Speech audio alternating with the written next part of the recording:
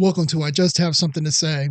Today we're going to be doing a follow-up video where we have civil rights experts from the Detroit area review the arrest of a woman who was basically a good Samaritan. This video really shows how even the best of intentions can be used against you and why it's so important to understand your rights. But before we dive into this video, can you please like and subscribe and share this video?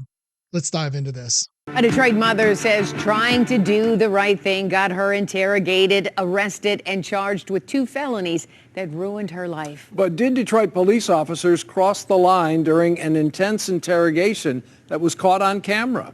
7 investigator Ross Jones reveals what experts are saying about this tonight. I never was going to admit to anything that I didn't do. I'm not no thief, but they didn't care. Sandra Wilson faced 4 years in prison for a crime she says, and video shows, she did not commit.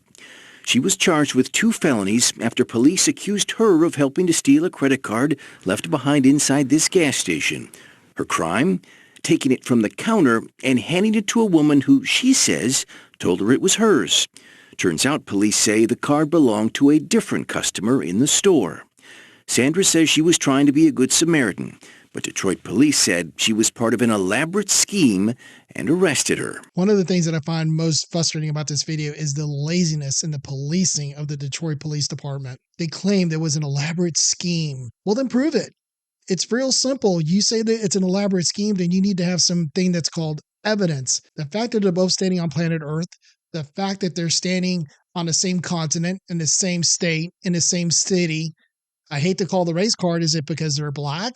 That makes them collaborators in some grand conspiracy? What proves that there was ever anything associating these 2 women other than this videotape of her doing a good deed? I'm so sick of police officers throwing people in jail when they're not doing their due diligence, and then it's upon the innocent to bail themselves out, literally, to fight their way through the court system, and at the end of the day, when somebody's civil rights are violated, there is absolutely no consequences for the police officer, because if there's any lawsuits, it always goes toward the police department, and the individual officer is never held accountable and responsible for the damages they create due to their own gross negligence. That helps? Yeah. All right. Well, I guess this is what you've... No, because this is what y'all want to do to me. After being interrogated, she was in lockup for 3 days, lost her job, and spent the next 4 months fending off 2 felony charges until Judge Paul Cusick would finally throw the case out. Shocked it ever got this far.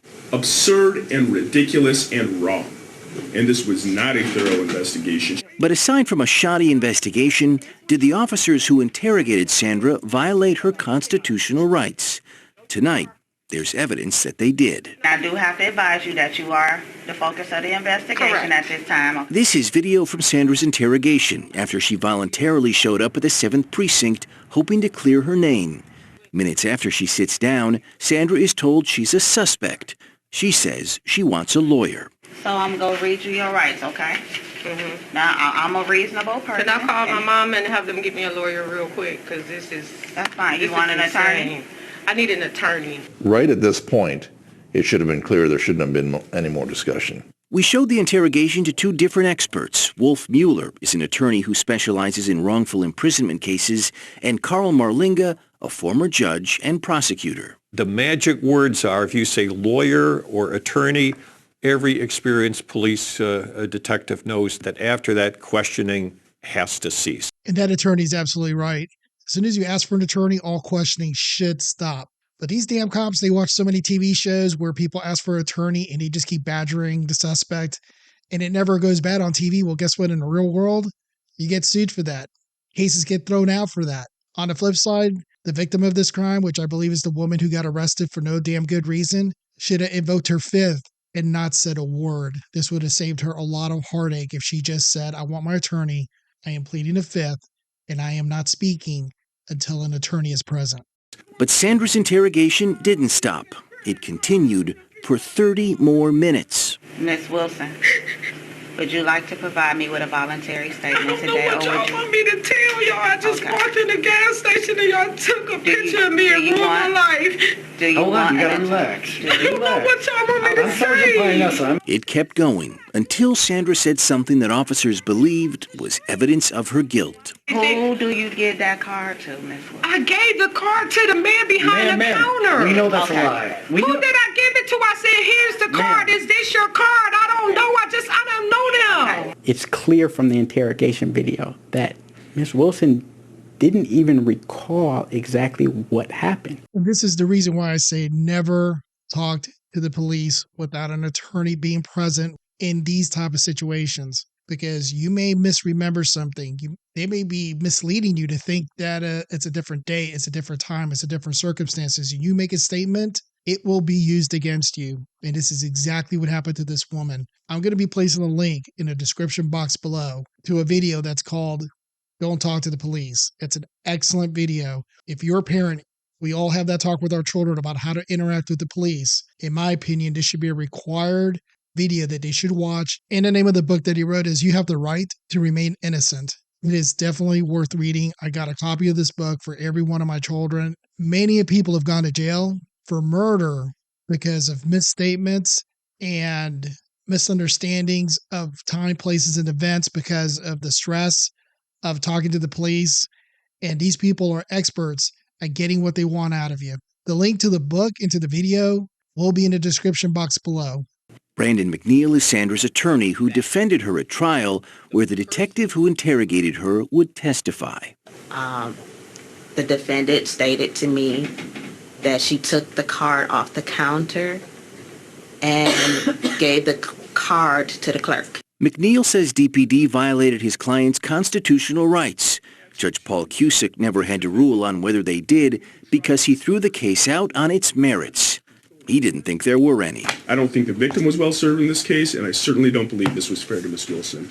Motion for directed verdict granted. But tonight, Wayne County's prosecutor is defending how this all went down, saying that because Wilson was not yet in custody, her right to an attorney did not apply. In my opinion, again, I'm not an attorney, but anytime you're interacting with the police and it's not voluntary, always assume that anything that you say can be used against you, even before you're Mirandized. Keep it succinct, keep it to the point, keep it to the facts, and say as little as possible until you get an attorney present. Look at this DA. He knew that they screwed this woman over, and he's still backing the police. The experts we talked to disagree. While she may not have been in custody and handcuffs when she came in, she is being detained. You don't have to be put in handcuffs before your constitutional rights start. I don't believe that this is close. I think that this is a pretty clear case where any statements that the suspect made would have to be excluded. Through a spokesperson, DPD says this interrogation is now under investigation. Tonight, Sandra Wilson is preparing a civil lawsuit against the department. She says it's the only way they'll learn from what they did to her. It could happen to you because it happened to me and I lost. Ironically, DPD has still not apprehended the woman they believe fraudulently used that credit card. She still remains wanted tonight. And this is one of the reasons why I call for police modernization, because this is one of the things that I would like to see changed. The incentives for promotion, reward, bonuses, departmental grants should not be solely based on arrest. That's how you get people who blow zeros on a DWI roadside check and still get arrested for DWI. This is how somebody who does a good Samaritan thing and ends up going to jail, but the criminal, they could care less about her because they made their numbers. We saw a crime, we arrested somebody within so many hours, we're awesome detectives. It doesn't matter that it happened to be the wrong woman, that happens to be innocent. We made our numbers, we look awesome. These are the kind of changes that need to be made within the law enforcement community. Also, qualified immunity needs to be changed. If you know that you're violating the law, and if it's obvious that you're violating someone's constitutional right, you cannot hide behind qualified immunity anymore, as far as I'm concerned. We Americans need to work at the local and state level to lobby our lawmakers to say, yeah, we could support the police and we could have qualified immunity for those edge cases where you're in the moment. We all get it. You know, there's no set of rules that's going to cover every possible circumstances out there that a law enforcement officer can get into. However, when a police officer's out there planning drugs, stealing things, blatantly violating someone's constitutional right, you cannot hide behind qualified immunity. I don't believe that is the intent that the Supreme Court had when it developed this doctrine. The links to the videos below are not affiliate links. These are links that I'm just putting out there for informational purposes, and I do believe that the book and the video are value from an educational standpoint. If you like what I'm doing here, please like and subscribe and hit that notification bell, and please share this video.